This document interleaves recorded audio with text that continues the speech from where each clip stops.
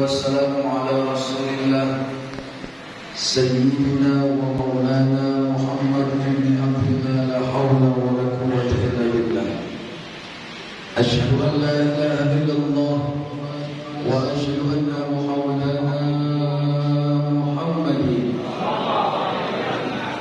وعلى آله وصحبه أجمعين. قال الله تعالى في القرآن الكريم: أعوذ بالله من الشيطان الرجيم. بسم الله الرحمن الرحيم. يا أيها الذين آمنوا كتب عليكم الصيام كما كتب على الذين من قبلكم لعلكم تتقون. وقال النبي صلى الله عليه وآله وسلم: من صوم رمضان إيمانا واحتسابا rahimahullah. Pertama kita panjatkan puja dan puji syukur kehadirat Allah Subhanahu wa taala. Allah yang telah memberikan nikmat kepada kita. Di antaranya adalah nikmat panjang umur. Bersyukur kita Ramadan tahun ini diberikan kesempatan panjang usia oleh Allah Subhanahu wa taala. Amin apa? Ya Rabbal. Karena tidak sedikit orang yang di tahun ini dipanggil oleh Allah Subhanahu wa taala. Yang kedua, nikmat sehat walafiat. Dengan nikmat yang Allah berikan, nikmat sehat berupa ini, kita alhamdulillah dapat ibadah kepada Allah Subhanahu wa taala. Amin. Amin. Jangan diam baik juga amin. Yang ketiga, nikmat iman wal Islam. Ada orang yang panjang umur, sehat jasmani rohani, kalau tidak diberkahi nikmat iman dan Islam oleh Allah, tidak mungkin terjadi yang namanya melaksanakan ibadah kepada Allah Subhanahu. Maka kita harus bersyukur diberikan kesempatan Alaihi Wasallam, para ahli keluarganya, sahabatnya, pengikutnya, umat-umatnya, insyaallah termasuk kita di dalamnya. Ya Rabbal. Ya Rabbal. Baru hari ketiga baru misi. Masya Allah, begitu dahsyat ujian dari Allah Subhanahu wa taala. Bahkan bukan hanya pandemi yang ada, tetapi setiap waktu mau berangkat sholat tarawih, Allah turunkan berkah berupa hujan. Maka ini orang yang datang betul-betul orang pilihan dari Allah Subhanahu wa taala. Allah Subhanahu wa taala berfirman di dalam Quran yang kita semua sudah hafal ayatnya. Hai sekalian manusia yang merasa beriman, hai orang-orang yang beriman, hai orang-orang yang mengaku punya keimanan, diwajibkan atas kalian semua untuk berpuasa sebagaimana orang terdahulu, orang beriman terdahulu telah diwajibkan oleh Allah Subhanahu wa taala. Untuk apa? Agar kalian bertakwa di hadapan Allah Subhanahu wa taala. Ternyata takwa tidak cukup dengan sujud dan salat kepada Allah. Ternyata takwa tidak cukup mengeluarkan zakat saja. Ternyata takwa tidak cukup untuk berangkat haji dan umrah. Tapi kalau tidak melaksanakan puasa, tidak dikatakan la'allakum tattaqun kepada Allah Subhanahu wa taala. Begitu banyak fadilah keutamaan di bulan suci Ramadan ini. Di antaranya adalah perkara ibadah yang sunnah akan dibalas oleh pahala yang wajib oleh Allah Subhanahu wa taala. Amin. Kalau kita mau sholat maghrib, sholat qobliyah dulu 2 rakaat, maka 2 rakaat qobliyah seolah-olah melaksanakan 2 rakaat wajib kepada Allah.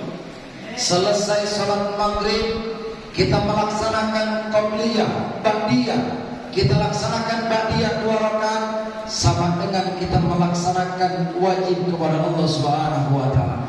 Bahkan sholat sunat tarawih yang baru saja kita laksanakan seolah-olah diberikan pahala wajib di hadapan Allah Subhanahu wa taala.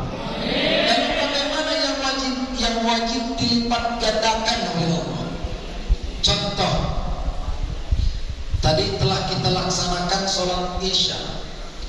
Orang yang melaksanakan sholat Isya di bulan suci Ramadan, satu waktu sholat Isya sama dengan halnya orang tersebut telah melaksanakan 100 kali sholat Isya kepada Allah Subhanahu wa taala. Makanya bulan ini bukan cuma syahrul siyam, bukan cuma syahrul Quran, bukan cuma syahrul mubarakah, tetapi di dalamnya juga syahrul taubat. Ini bulan taubat. Berapa banyak perkara yang wajib yang disebut salat kita tinggalkan. Zuhur kita tinggalkan dulu. Asar kita tinggalkan dulu. Maghrib kita tinggalkan dulu. Isya sering kita tinggalkan. Berapa waktu Isya, Maghrib, Subuh, Asar dan Subuh kita tinggalkan dulu. Maka ini bulan taubat. Ketika selesai melaksanakan sholat zuhur yang 4 rakaat, wayahnya bulan Ramadan ini kita melaksanakan qadha zuhur. Setelah melaksanakan sholat asar, manakala ada yang mengatakan tidak ada sholat kecuali setelah sholat asar tidak ada sholat lagi, maka setelah melaksanakan sholat asar di masjid, pulang ke kamar melaksanakan qadha asar. Setelah melaksanakan sholat maghrib, kerjakan qadha maghrib. Harapan kita adalah sholat yang sering kita tinggalkan dulu akan terbayar lewat syahrul taubat yang Allah berikan pada bulan Ramadan ini. Yang selanjutnya Ramadan disebut juga bulan suci. Benar atau benar? Ramadan ini disebut bulan suci. Kesuciannya Allah jaga. Sampai-sampai ibadah puasa Allah langsung yang nilai. Jadi puasa tidak bisa disombong-sombongkan. Kalau sholat kelihatan gerakannya, bisa kita sombong-sombongkan. Misalnya kita ingin dipuji sama teman, sholat kita buat lama, kita buat khusyuk, seolah-olah kita khusyuk banget. Bahkan sujudnya dilama-lamain, rukunya dilama-lamain, karena sholat masih kelihatan sama manusia yang lain. Begitupun ibadah zakat masih kelihatan yang lain. Tapi puasa tidak bisa disombongkan kepada orang lain. Kita masuk kamar, keluar kamar, kita nggak bisa sombong. Ada orang yang kumisnya gede bener, jam 2 tengah-tengah bengkak atau tengah bengkak. Siang-siang mentang-mentang kumisnya tebal, badannya kekar, dia sombong, gagah nih gua puasa nih. Padahal janganpun orang yang kecil, orang yang besar, kalau seandainya dia menunaikan melaksanakan puasa, pasti yang namanya tato selebar badan juga lemes kalau udah siang. Benar atau benar? Nggak ada yang bisa disombongkan di bulan puasa. Atau kita masuk kamar, pura-pura keluar kamar kita pura-pura lemes, bludak kayak banyak. Mengapa bludak puasa? Nggak bisa, puasa ini nggak bisa disombongkan. Maka satu-satunya ibadah langsung Allah yang nilai adalah puasa Ramadan. Ini puasa, makanya puasa ini betul-betul kita jaga. Jangan sampai kita puasa pahalanya tidak dapat. Na'udzubillahi min dzalik. Di antaranya hindari yang namanya ghibah. Ngumpul-ngumpul yang tidak jelas hindari di bulan Ramadan ini. Lebih baik perbanyak baca Quran. Satu huruf di bulan lain cuma dibalas diganjar satu kebaikan oleh Allah. Tapi di bulan Ramadan kita baca satu huruf saja Al-Quran, maka dibalas 10 kebaikan di hadapan Allah Subhanahu wa taala. Bukan cuma 10 kebaikan, ternyata ada tangkai yang berlapis 70.000 kebaikan. juga ada ranting yang berlapis 70.000 kebaikan. Makanya kalau di antara kita ada yang belum bisa baca Quran, cuma bisa baca qul doang Al-Ikhlas, silahkan diulang-ulang. Buka Quran, baca suratul Ikhlas. Kita tidak bisa baca Al-Ikhlas, silahkan baca suratul Fatihah. Lihat Qurannya agar bernilai membaca Quran. Kita tidak bisa misalkan baca suratul Fatihah, baca Bismillah ada di dalam Quran, benar gak? Kalau kita tidak bisa juga baca Bismillah, ada nggak yang tidak bisa baca Bismillah? Kebeda-beda ini urusannya. Kalau Bismillah aja nggak bisa. Kalau mungkin di antara kita tidak bisa, tidak kenal huruf Quran, tidak pernah belajar Quran, tapi di bulan ini wayahnya walaupun tidak bisa membaca, buka Quran, liatin itu Quran, pelototin itu Quran. Kalaupun tidak bisa membaca, lewat ibadah mata kita ini, kita melihat huruf-huruf Quran, kita melihat kalam-kalam Allah, kita melihat firman Allah, kita melihat perkataan Allah. Insya Allah lewat sababnya melihat saja akan mendapatkan pahala di hadapan Allah SWT. Ada di antara kita yang sudah khatam dalam 3 hari Al-Quran. Mau gawe apa pada orang khatam? Wayahnya ini kita timbang ibadah, kita gali ibadah. Kalau memang tidak ngapa-ngapain, juga ngapa-ngapain kita, mending kita baca Quran, belajar Quran, baca Quran. Jangan sampai ketika ditanya siapa yang sudah hatam, saya udah berapa kali hatam? 2 kali, sudah 3 hari, sudah kali hatam. Betul, diapain Quran, dilihatin doang, dikebetin doang, baca makanya. Hadirin rahimakumullah. Satu ketika Sayyidina Ali karramallahu wajhah, berapa menit lagi? Ya mau pada kemana? Ya lama-lama juga lah. Satu ketika Sayyidina Ali karramallahu wajhah bertanya kepada Rasulullah, ya Rasulullah, adakah keutamaan fadilah orang yang sholat sunat tarawih? Di dalam kitab Duratul Nasir dikatakan, Rasulullah menjawab, ada wahai Ali, orang yang pertama di malam pertama melaksanakan salat sunat tarawih, maka mereka diberikan pahala seperti bayi yang baru lahir. Malam pertama ini semua enggak ada dosanya, jadi baik semuanya. Saking jadi bayinya pikiran juga kayak bocah. Sungguh luar biasa ini Ramadan.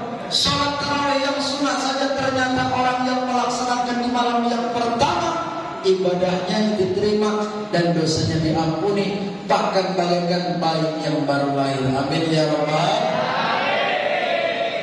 Lalu yang kedua, orang yang melaksanakan salat sunat tarawih di malam yang kedua, ternyata bukan cuma dirinya diampuni dosanya oleh Allah, melainkan kedua orang tuanya pun telah diampuni dosanya oleh Allah. Tapi ketika kedua orang tuanya beriman, ada syaratnya di malam yang kedua. Orang yang melaksanakan sholat sunat tarawih di malam yang kedua akan diampuni dirinya dan orang tuanya, manakala orang tuanya beriman, artinya beragama Islam. Kenapa? Karena masih banyak di antara kita sudah beriman, kita sudah agama Islam, orang tua kita belum agama Islam. Maka kalau yang demikian, yang diampuni dirinya saja di hadapan Allah Subhanahu wa taala. Di malam yang ketiga, orang yang melaksanakan salat sunat tarawih di malam yang ketiga, enggak ada air pisang.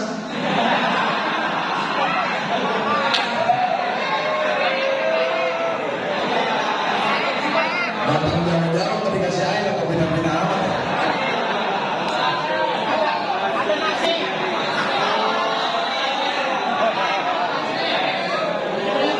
Di malam yang ketiga, orang yang melaksanakan salat sunat tarawih di malam yang ketiga, apa kata Rasulullah Muhammad? Seluruhnya malaikat aras memerintahkan kepada orang yang telah melaksanakan salat sunat tarawih, mulailah kalian berbuat kebaikan kepada Allah Subhanahu wa taala. Minta air benar-benar air ya. Banyak begini di rumah tuh banyak.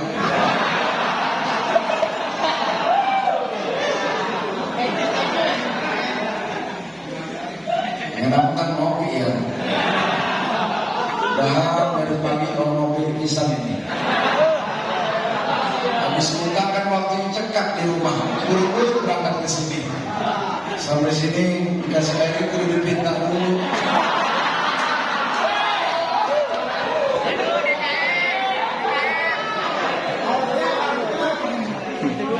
Bercanda itu bercanda.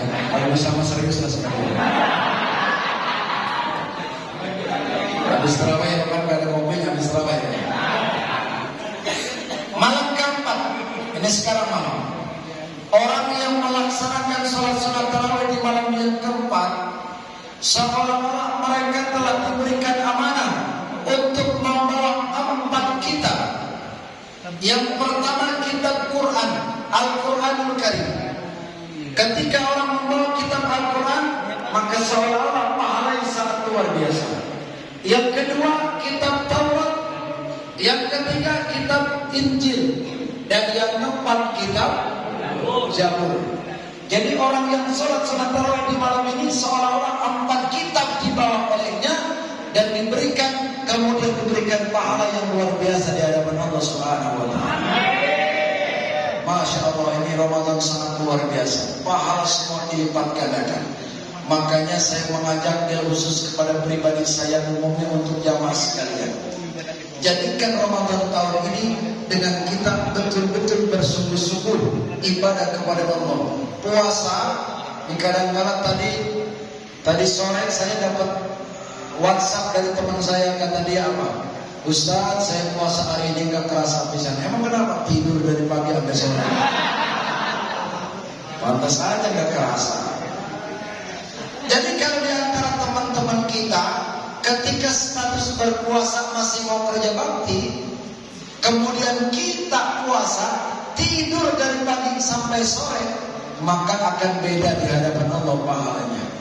Ya, ibadah yang dilaksanakan ketika puasa walaupun cuma nyabutin rumput, ketika kita menafsirkan mengamalkan ada dobatun minal iman, kebersihan sebagian daripada iman, insya Allah dilipat gandakan pahala puasa kita kepada Allah Subhanahu. Dan ingat, jangan sampai terjadi puasa kita laksanakan, sholat zuhur kita tinggalkan, asar kita tidak laksanakan. Orang yang cuma melaksanakan puasa Ramadan tapi tidak mendirikan sholat, seolah-olah orang tersebut berjalan di keramaian orang cuma pakai baju, tidak pakai celana. Kalau ada bocah bisa dibandring urusan. Saya sebanding.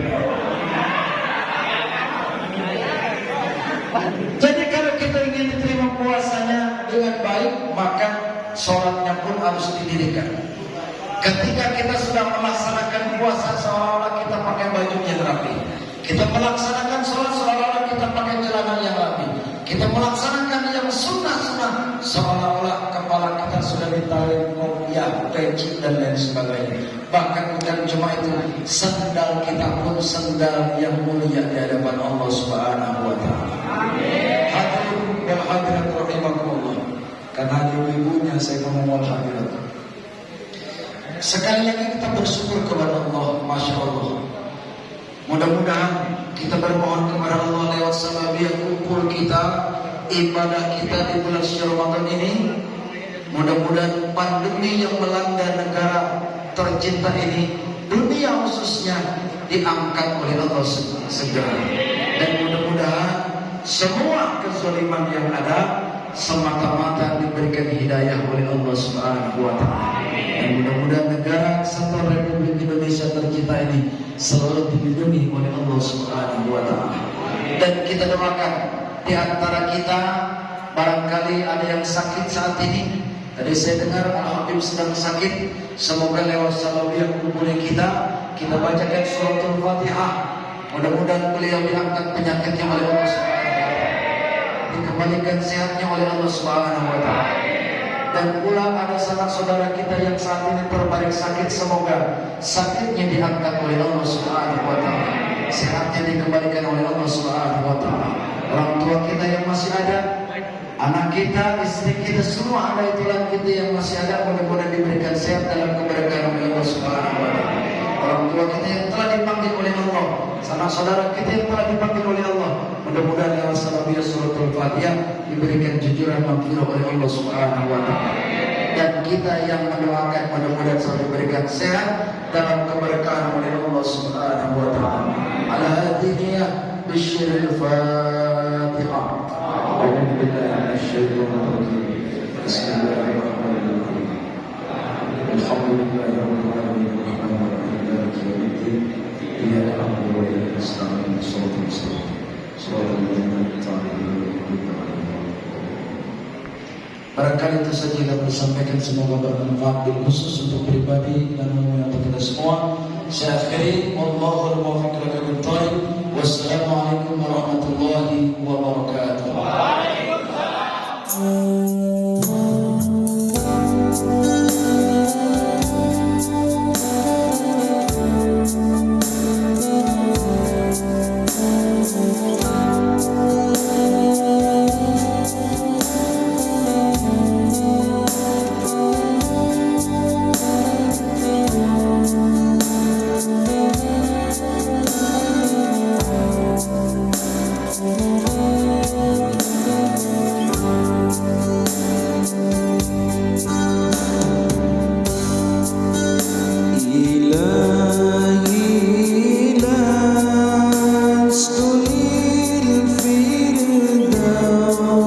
See